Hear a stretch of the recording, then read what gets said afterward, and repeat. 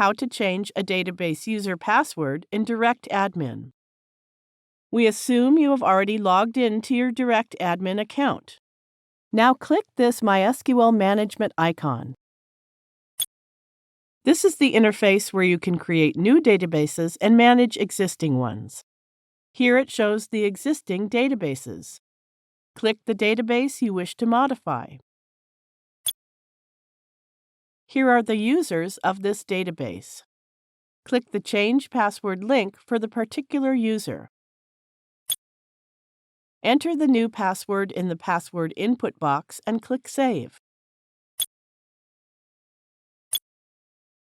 Copy and save the new database user password.